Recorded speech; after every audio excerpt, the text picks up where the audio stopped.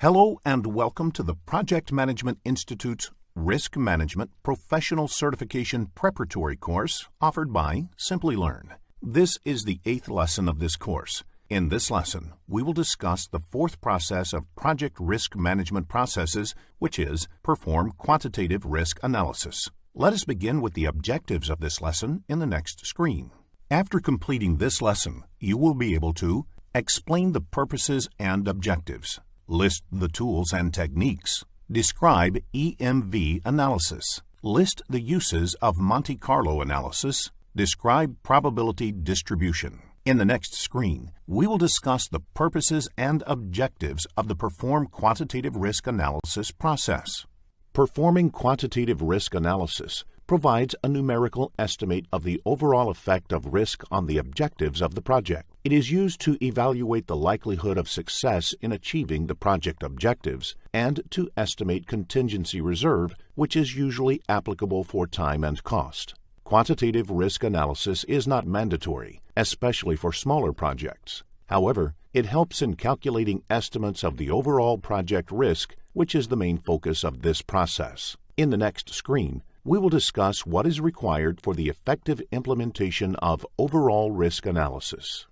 The implementation of overall risk analysis requires complete and accurate representation of the project objectives built from the individual project elements. For example, project schedule or cost estimate. The next requirement is to identify risks on individual project elements, such as schedule activities or line item costs, at a level of detail that lends itself to specific assessment of individual risks. Also, inclusion of generic risks that have a broader effect than individual project elements helps in overall risk analysis. The final requirement is to apply a quantitative method using Monte Carlo simulation that incorporates multiple risks simultaneously. This helps in determining the impact on the overall project objective. Monte Carlo is a modeling and simulation tool which is used to predict the overall impact of the decisions you make for a project.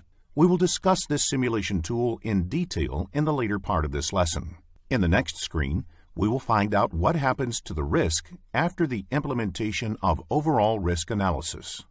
In this screen, we will understand what can be predicted after implementing the overall risk analysis. It answers the following.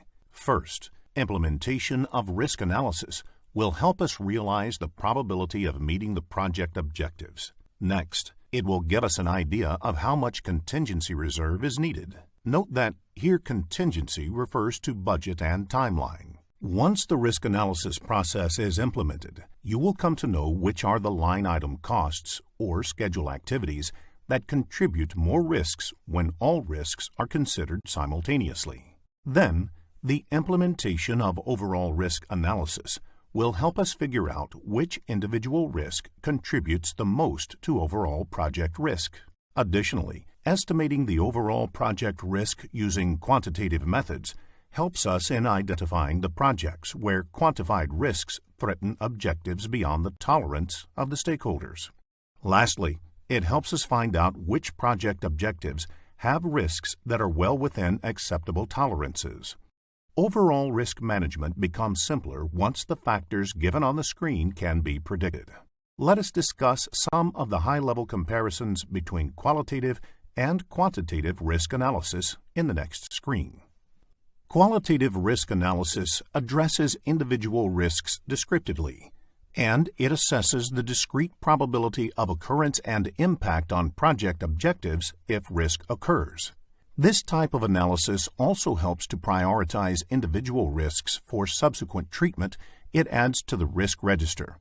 And finally, it leads to quantitative risk analysis.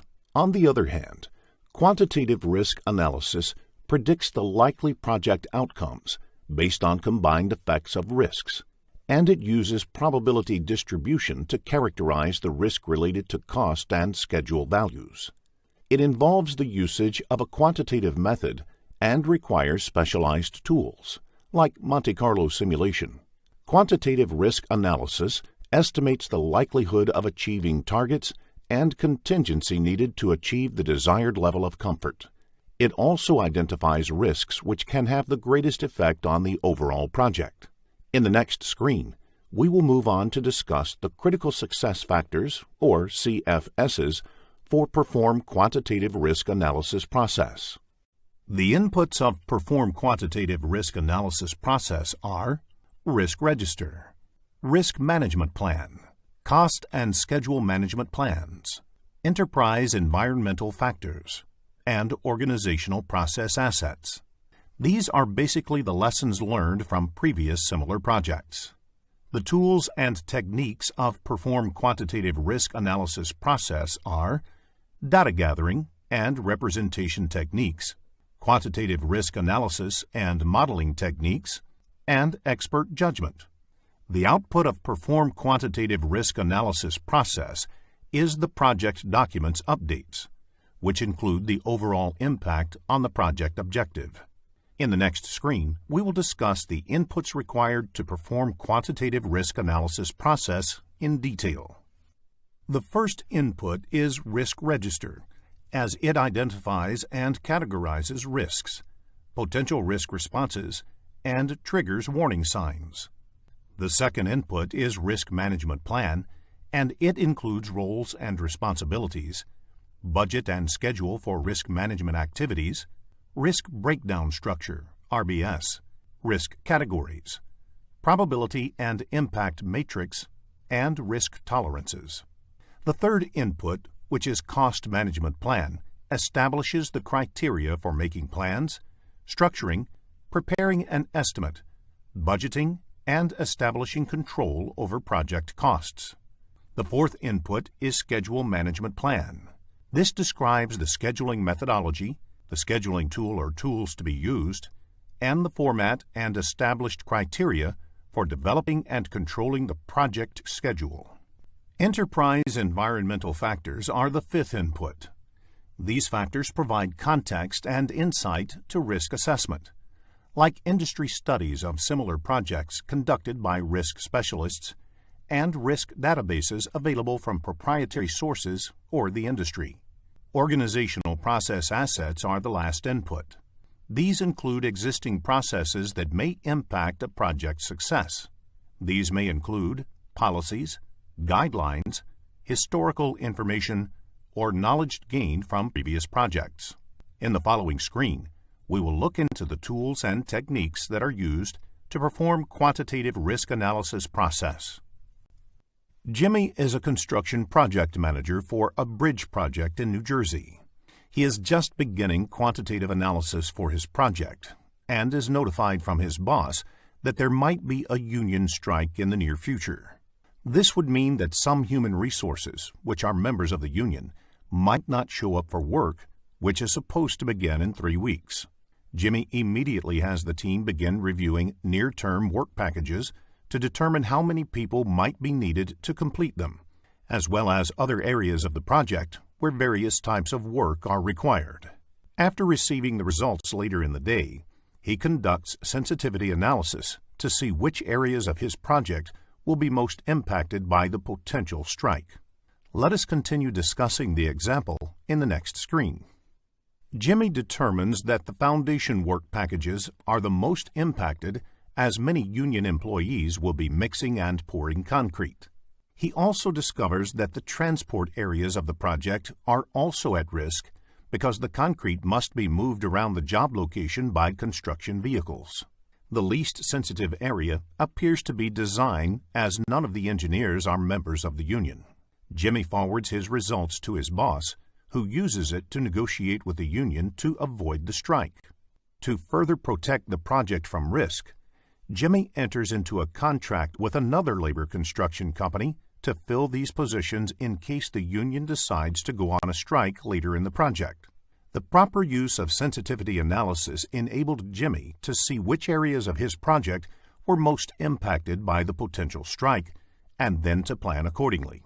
Let us look into the characteristics of tools and techniques for the Perform Quantitative Risk Analysis process in the next screen. Following are the characteristics of tools and techniques.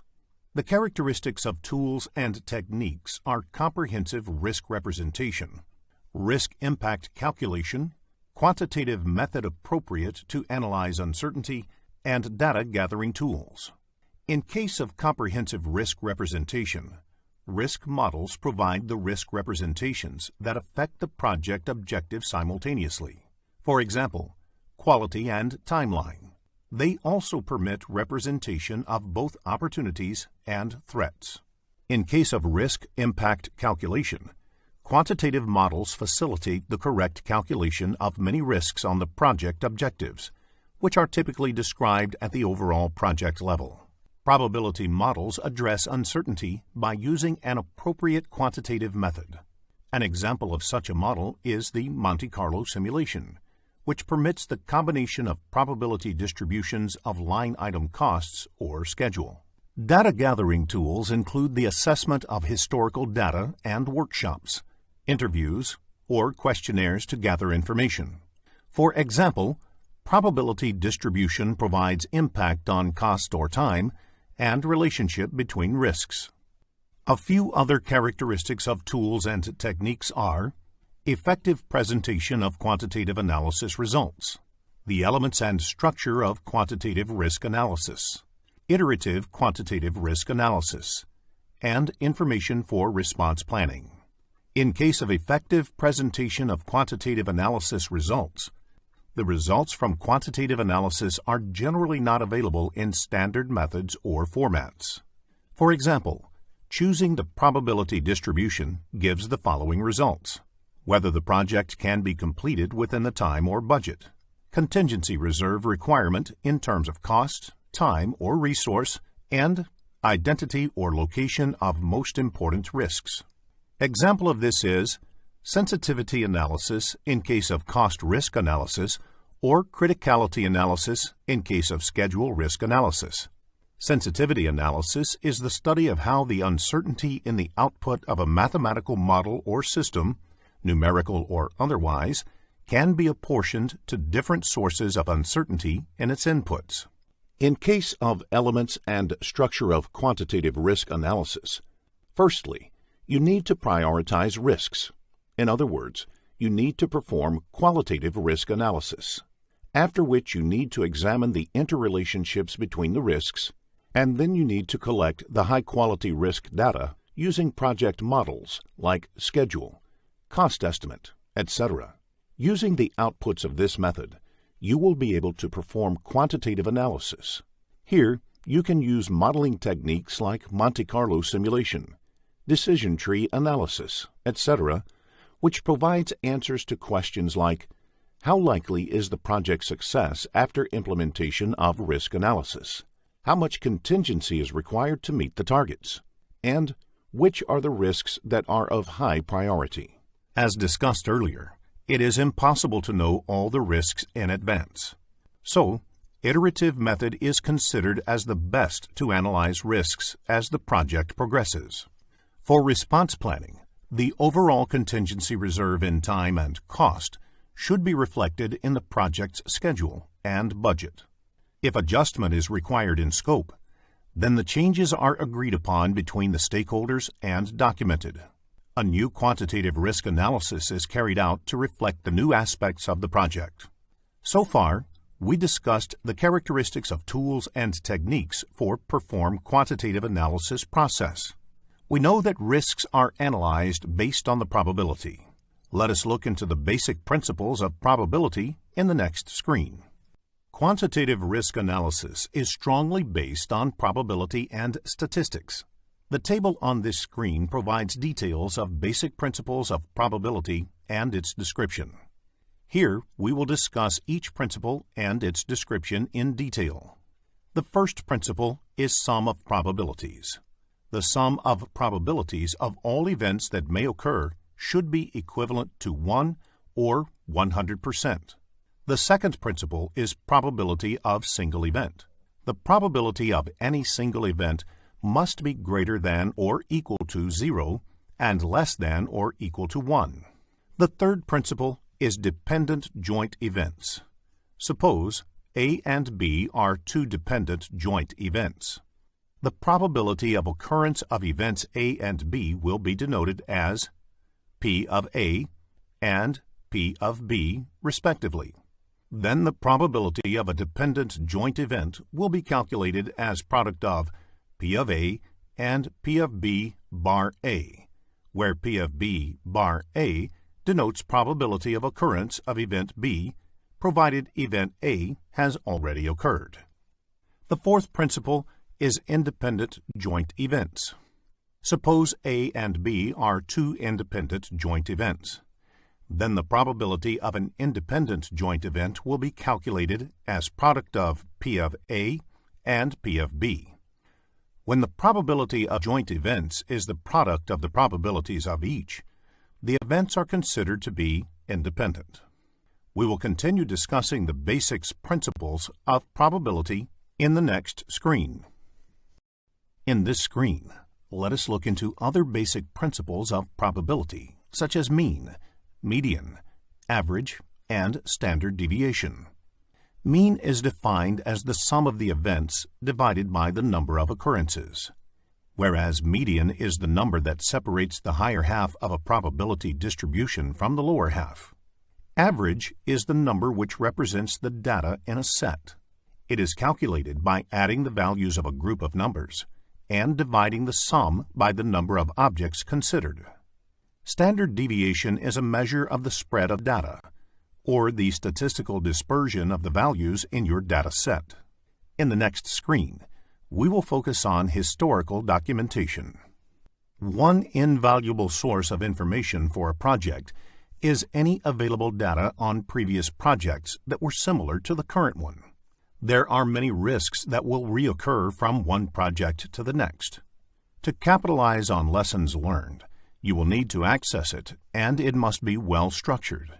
It is also beneficial to talk to previous project stakeholders who can fill in any gaps in the information. Speaking to the previous project manager would be ideal. Do not be surprised if you find incomplete details, as poor strategies are rarely documented. Examples of historical documentation includes previous risk plans, risk registers, contracts, project post-mortem documentation, change requests, cost and time estimates, etc. In the next screen, we will focus on fault tree analysis. Fault tree analysis is also known as failure modes and effects analysis, FMEA. This type of model is structured to identify the points of failure that are risks by themselves, or in combinations with one another.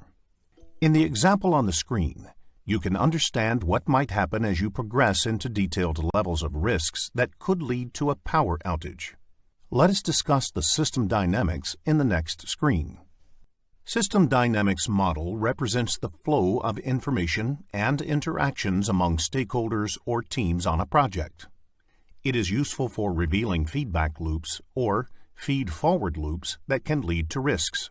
The feedback loop represents moving information back to a source waiting for a response, while the feed-forward loop highlights an entity waiting for information that is necessary to perform an activity or function. In the example on the screen, there is a dissatisfied customer. If the dissatisfaction came after the sale, then the sales team will need the customer feedback. If the problem is related to functionality, the maintenance team will need information. Customer care may get involved if a rebate or warranty is involved, and marketing will need to know if advertising misled the customer before the purchase. You can see how the loops might become complex. In the next screen, we will understand the expected monetary value, or EMV analysis. Expected monetary value analysis, also called as EMV analysis, is a method of calculating the average outcome when the future is uncertain. It is the product of the expected monetary value of an outcome and the probability that it will occur. It is used in decision tree analysis. It is calculated to find the best outcome, which is the lowest combination of cost and EMV. For example, if there is a probability of 50% of a machine breakdown and the impact of buying a new machine is $80,000, then EMV equals 50% times of $80,000 minus $80,000, which is minus $40,000. Here, let us consider the cost of buying a new machine as negative, as it is an add-on to the project which may become applicable if the risk of machine breakdown occurs. Let us discuss the decision tree analysis with an example in the following screen. Let us see how the decision tree is used. EMV is popularly used in decision tree analysis. For example, let us think of a scenario where a primary contractor signs a contract with a customer and agrees to complete the work in 6 months with a penalty clause of $1,000 for every 1 day of delay. The primary contractor wants to outsource a part of his work to a vendor, and hence he has screened 2 vendors. Vendor A's bid is $110,000, and vendor B's bid is $140,000. With vendor A, there is a 50% probability of delay in completing his part of the work by 3 months, and this will have an impact of $90,000. On the other hand, with vendor B, there is a 10% probability of delay in completing his part of the work by 1 month, and this will have an impact of $30,000. Therefore, the expected monetary value with vendor A is 50% times $90,000, which is $45,000, and the expected monetary value with vendor B is 10% times $30,000, which is $3,000. Therefore, the cost of outsourcing the work to vendor A is $110,000 plus $45,000 equals $155,000, whereas the cost of outsourcing to vendor B is $140,000 plus $3,000 equals $143,000. In the next screen, let us move on to discuss the Monte Carlo analysis in detail. Monte Carlo analysis is used for the estimation of time, cost, and the predictability of risk occurrence in terms of probability. An example of Monte Carlo analysis is the 3-point estimate: optimistic, most likely, and pessimistic. This tool uses the optimistic, most likely, and pessimistic estimates and simulates various outcomes to predict a range of possible results. It is used to predict the likely outcome for schedules and costs. It uses sophisticated software applications and is very effective with large number of inputs. This tool is particularly effective when predicting the business risks. Let us discuss a real-life example in the next screen. After deciding which risks require further analysis, Bob, a project manager with an IT company, decides to assess the overall project risk by quantifying the impact of several risks. During analysis, he discovers that the impacts of several risks are beyond the company's predetermined thresholds. Bob is concerned that this new development could mean that the project may have had unrealistic expectations set against it. He employs the use of Monte Carlo software for risk modeling. He carefully inputs all available data and discovers that there is a low probability of meeting the management-determined finish date utilizing the available budget allotted for this project. Let us continue discussing the example in the next screen. Bob takes the supporting information to upper management and explains the precarious situation. Bob's boss determines that the project is underfunded and also has an unrealistic finish date. Because Bob supported his conclusions with software, management decides to provide additional funding and postpones the projected finish date by 60 days. Bob then inputs the new budget and schedule data into the Monte Carlo program, which reflects a much higher probability of project completion. In the following screen, we will understand the probability distribution. This screen presents a representative picture of normal distribution. The normal, or Gaussian distribution, is a continuous probability distribution, defined on the entire real line that has a bell-shaped probability density function, known as the Gaussian function, or informally known as the bell curve. The normal distribution is said to be the most important probability distribution in statistics. When you plot a bell curve, you need to check whether the values plotted are falling outside or inside the bell curve. If a point falls inside the bell curve, The probability that the corresponding event will occur is positive. So you can conclude that the bell curve is a visual depiction of the likelihood of events occurring. The events are plotted as values, and this representation in mathematical language is termed as probability density function, PDF. In the next screen, we will understand project risk ranking with an example. Quantitative risk analysis helps in prioritizing the risks further on the project.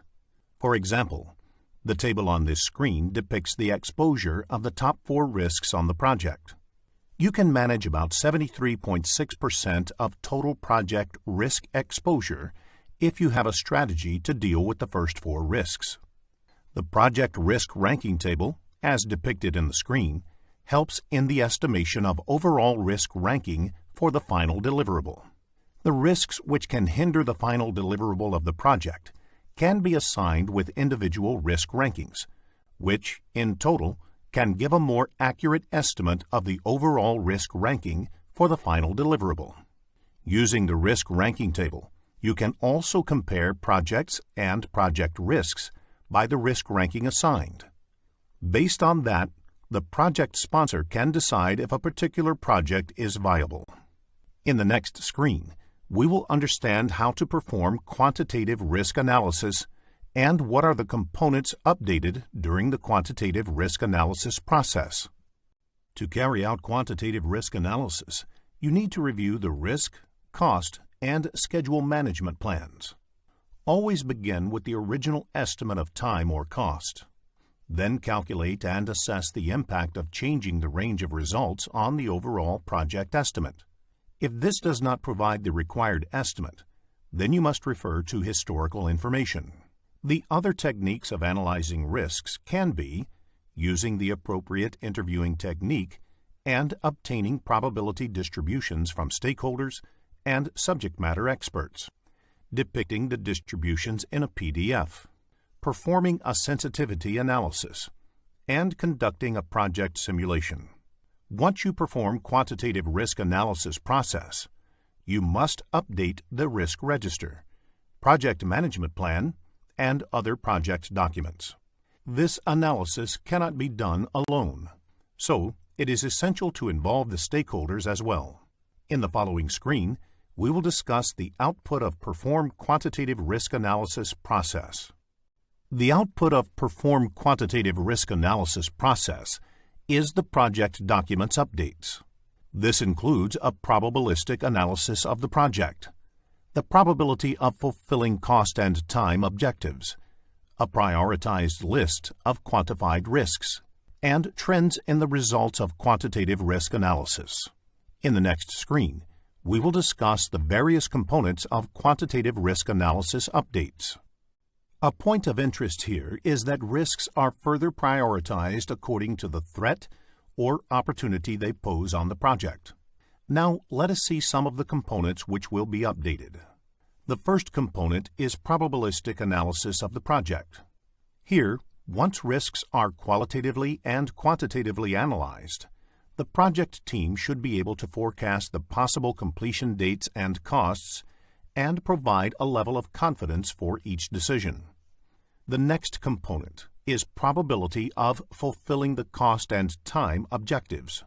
Using quantitative risk analysis, the project team can estimate the likelihood of fulfilling the project objectives with the current plan and knowledge of the project risks. The third component is prioritized list of quantified risks.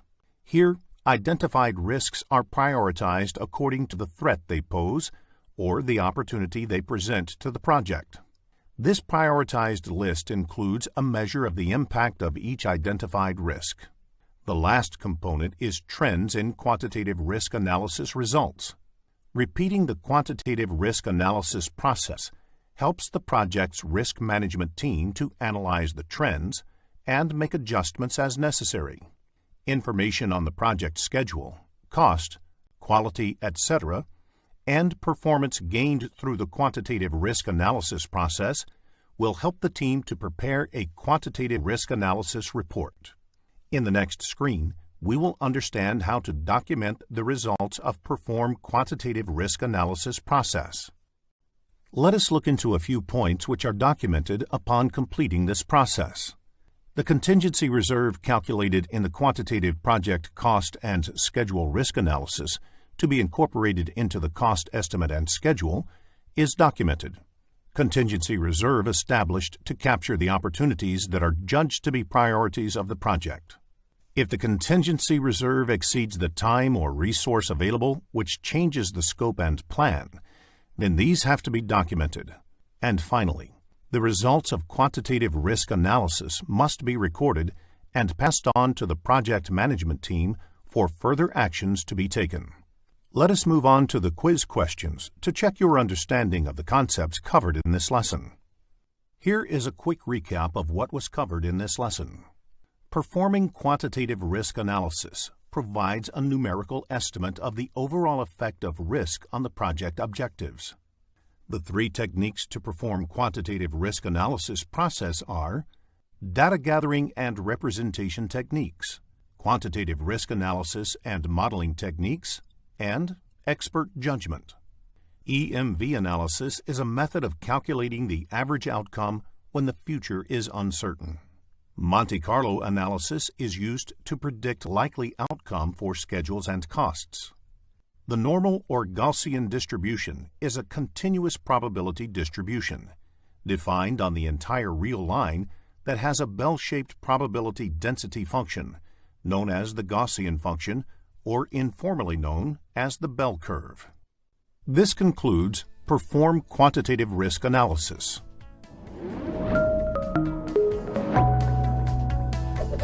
Hi there, if you like this video, subscribe to the Simplilearn YouTube channel and click here to watch similar videos. To nerd up and get certified, click here.